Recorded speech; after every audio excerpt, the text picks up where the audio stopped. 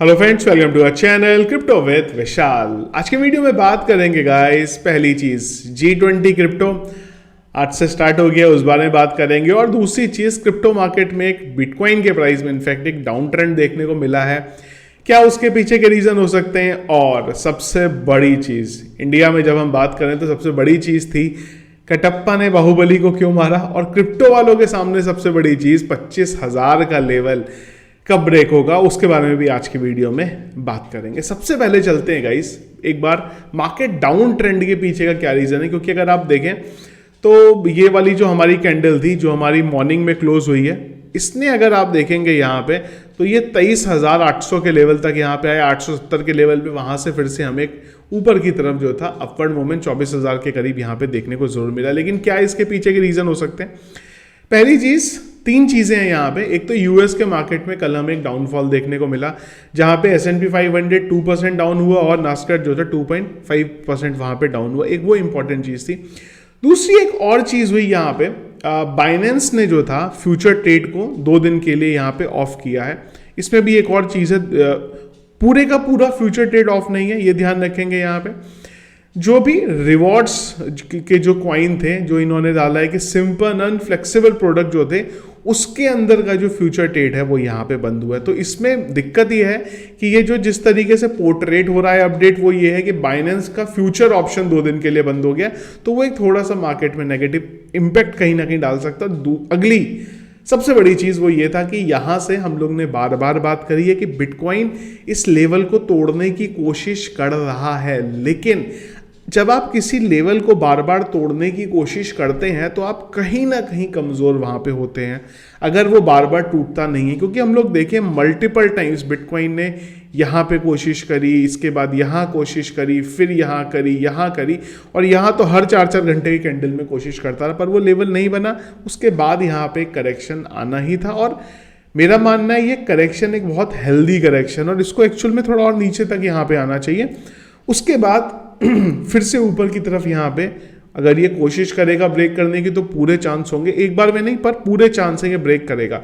तो मैं पर्सनली उम्मीद करता हूं कि बिटकॉइन एक बार फिर से इस लेवल तक एटलीस्ट आए, 22,000 के लेवल पे, और वहां से एक बार जो था पुल बैक ऊपर की तरफ मारे। पिछले 2-3 दिन से इसी चीज के बारे में हम लोग बात कर रहे हैं कि अगर ये लेवल ब्रेक नहीं होगा तो नीचे आएगा। और बहुत लोगों के कमेंट्स यही आ रहे थे कि यार आप हर चीज़ में नेगेटिव बात करते हो। प्रॉब्लम ये है कि सपने की दुनिया में अगर आप रहेंगे और आपको लगेगा नहीं यार बिटकॉइन तोड़ने आए और एक बार में तोड़ के निकल जाएगा, वो नहीं होता नॉर्मली, और होना भी नहीं चाहिए। यहाँ पे मैंने आपको पहले ही बोला था कि अगर आप इंडिकेटर देखेंगे, ट्रेंड देखेंगे, वो सब पॉजिटिव दिखा रहे हैं चीज़ को, कि एकदम से यहाँ पे स्काई रॉकेट आपको दिखेगा। पर अच्छा है कि ये लेवल एक बार में नहीं टूटना नहीं चाहिए था। तो अब उम्मीद है एक बार थोड़ा सा नीचे हम लोग इस जोन पे आए 22,000 के लेवल पे, और उसके बाद यहाँ से बिटकॉइन दोबारा ऊपर को जाने की कोशिश करेगा, तो पूरे के पूरे आसार है कि बिटकॉइन इस लेवल को यहाँ पे ब्रेक कर देगा। ये ट्रेंड लाइन हमारी वैसे की वैसे ही रह गई है। अभी भी यहाँ पे मैंने बात करी थी आपकी हेड एंड शोल्डर पैटर्न जो था बन रहा था, वो चीज़ें जो है अभी यहाँ से रिजेक्ट हो जाएंगी। लेकिन कोई भी प्रॉब्लम वाली बात नहीं है यहाँ पे, जब तक ये लेवल के हम लोग नीचे नहीं आते, मेरा मानना है कोई भी दिक्कत वाली बात यहाँ पे फिलहाल हमारे लिए नहीं है। एक हेल्दी करेक्शन है यहाँ पे, जो एक्चुअल में मार्केट में आना ही चाहिए था। तो डाउन के पीछे कोई भी मुझे लगता है प्रॉब्लम वाली बात नहीं है। एक और चीज़ गाइस, एक हमने वीडियो किया था, वो अगर आपने नहीं देखा है ना, आप ज़रूर यहाँ पे देखिएगा। मैं आपको लेके चलता हूँ एक बार वीडियो लिंक पे, मैंने वीडियो के डिस्क्रिप्शन पे ऑलरेडी डाल दिया था। वो ये वाला वीडियो था, इसमें हमने बात करी थी चाइना के बारे में। ये बात थी परसों की, और अगर आपने कल के दिन देखा होगा तो बहुत जगह पे ये चीज़ कवर हो रही थी चाइना को लेके। तो एक ट्रेंड जो है मार्केट का चेंज हो सकता है। ये वीडियो मैं इस वीडियो के डिस्क्रिप्शन पे भी दे दूंगा, अगर नहीं देखा तो ज़रूर ये वीडियो एक बार आप देखिएगा यहाँ पे। तो ये मेरा मानना है कि डाउन के पीछे के रीजन है। अगर आप बात करेंगे करंट लेवल की, तो इमीडिएट जो सपोर्ट है वो हमें मिल रहा है 23,800 पे, जिस लेवल से बिटकॉइन को अभी सपोर्ट मिला है। इससे पहले भी एक बार यहाँ पे सपोर्ट मिला था, ये था 23 तारीख का, यहाँ से 20 तारीख का इनफैक्ट ये सपोर्ट मिला था। उसी लेवल पे फिलहाल ये सपोर्ट बिटकॉइन को मिला है यहाँ पे।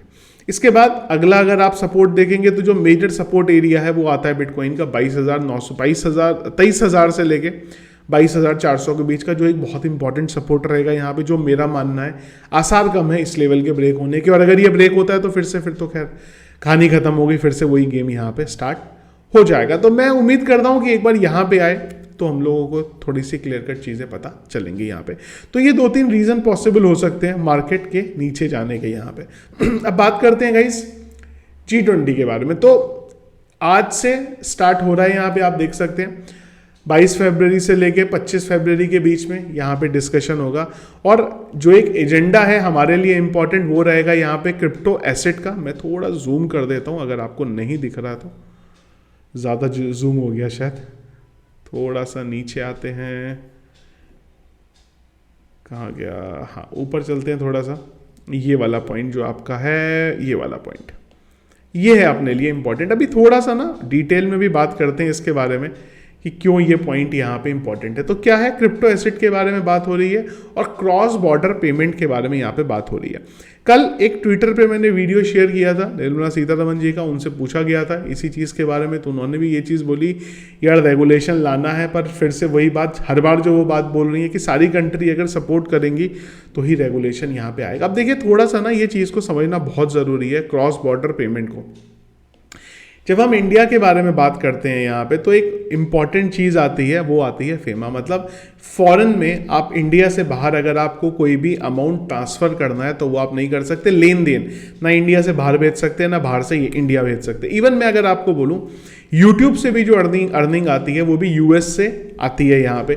तो उसमें भी कई बार मैसेजेस आते हैं यहाँ पे कि फेमा एक्ट के बारे में बात हो रही है। तो ये नहीं बोल रहा हूँ कि हम लोग वहाँ पे उसको तोड़ते हैं, लेकिन वहाँ पे भी इस फेमा एक्ट के बारे में बात होती है। वो यही है कि अगर बाहर से, इंडिया के बाहर से आपने पैसा भेजा या आपके पास पैसा आया, लेन देन अगर हुआ, तो वो गवर्नमेंट का बोलना है कि क्यों वो लेन देन हो रहा है। और एटलीस्ट जब हम INR की बात करते हैं, जैसे मैंने आपको बताया कि मेरे को YouTube की अर्निंग आई है यूएस से, तो वो एटलीस्ट बैंक को पता चल रही है। अगर आप SBI का बैंक यूज़ करते हैं, गवर्नमेंट बैंक यूज़ करते हैं, तो कई बार वो बैंक आपकी पेमेंट को रिलीज़ भी नहीं करते, क्योंकि बैंक्स बोलते हैं कि आपका जो पेमेंट आया है वो इंडिया के बाहर से आया है।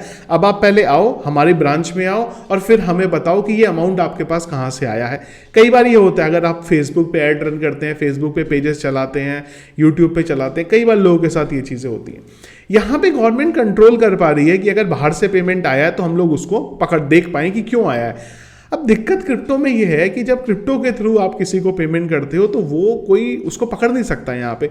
तो वही गवर्नमेंट का मेन एजेंडा है डिस्कस करने का कि कैसे इस चीज़ को हम लोग रेगुलेट करें कि क्रॉस बॉर्डर अगर पेमेंट हो रहा है तो हमें पता चल सके।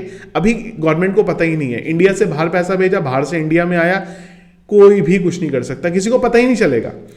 मैं अगर इंडिया में बैठे बैठे भी किसी को ब्लॉकचेन में भेजूं या इंडिया में बाहर भेजूं, वो एक ही प्रोसेस है, क्योंकि इस पूरे प्रोसेस में ये चीज़ कहीं नहीं आती कि जिसको पैसा भेजा या जिससे पैसा लिया वो है कहाँ से, बिलोंग कहाँ से करता है, कौन सी कंट्री से बिलोंग करता है, एक एड्रेस है खाली। तो वो जो है प्रॉब्लम है यहाँ पे गवर्नमेंट के सामने कि उस चीज़ को कैसे टैकल करें। और उस चीज़ को टैकल कर पाना बहुत बड़ी मुश्किल है, क्योंकि वही एक तरीके से एक ब्यूटी है। हाँ, आप ये ज़रूर कर सकते हो कि आप एक्सचेंजेस को बोल सकते हो कि यार आपके पास अगर कुछ पैसा आ रहा है तो आप यूज़र से पूछो, लेकिन उस केस में भी वॉलेट अवेलेबल है, मेरे पास हार्डवेयर वॉलेट है, उस चीज़ पे आप कैसे रोक लगाएंगे। तो ये चीज़ें हैं, गवर्नमेंट प्लान कर रही है, पर बहुत मुश्किल है। अब बात यह है कि इसमें अभी तक गवर्नमेंट क्या बोलती थी हमारे वहाँ पे कि बैन कर दो, क्योंकि उन्हें चीज़ें समझ में नहीं आ रही थी, उनका लग रहा था छोटी सी चीज़ है बैन कर दो यहाँ पे। लेकिन अब समझ में आ रहा है, और शायद जब वो टेक्नोलॉजी में अंदर घुस रहे हैं तब उनको समझ में आ रहा है कि नहीं यार, बैन करना तो पॉसिबल नहीं है, अब रेगुलेट कैसे करें वो समझना पड़ेगा। अब रेगुलेट भी हमारे बस की बात नहीं है कर पाना, सारी कंट्रीज अगर साथ में है तो शायद कुछ रेगुलेट हो सकता है। तो वही निर्मला सीतारमण जी का बार बार बोलना है। और ये जो क्रॉस बॉर्डर पेमेंट, कई लोगों का जो क्वेश्चन था वो इस चीज़ से रिलेटेड है, जिसको गवर्नमेंट यहाँ पे सॉल्व करने की कोशिश कर रही है। अब क्या आएगा, क्या डिस्कशन होगा वहाँ पे, वो जब हमें पता चलेगा तब हम उसके बारे में बात करेंगे। तो ये थे गाइस दो चीज़ें, मार्केट डाउन और G20 आज से स्टार्ट हुए। बहुत इंपॉर्टेंट है ये चीज़ हमारे लिए, इंडिया में अगर आप हैं, कि क्या यहाँ से निकल के आता है, समरी निकल के आती है कि क्या गवर्नमेंट प्लान कर रही है। जो भी पता चलेगा, जब भी कुछ अपडेट आएगा वो फटाफट आप लोगों के सामने मैं कोशिश करूंगा टेलीग्राम चैनल पे लेके आऊँ, ट्विटर पे लेके आऊँ, और अगर कुछ बड़ा हुआ तो तुरंत उस पर हम लोग वीडियो करेंगे। तो इन सब चीज़ों के लिए अगर आप लोगों ने सोशल मीडिया ज्वाइन नहीं करे, हैंडल ज़रूर ज्वाइन कर लीजिए, जिसमें से टेलीग्राम भी है और उसी के साथ साथ ट्विटर भी है। तो ये था इस वीडियो, पसंद आया आपको, इसको लाइक और शेयर जरूर कीजिएगा। चैनल में अगर आप नए हैं, फर्स्ट टाइम वीडियो देख रहे हैं, जरूर चैनल को सब्सक्राइब कर लीजिएगा। Thank you friends.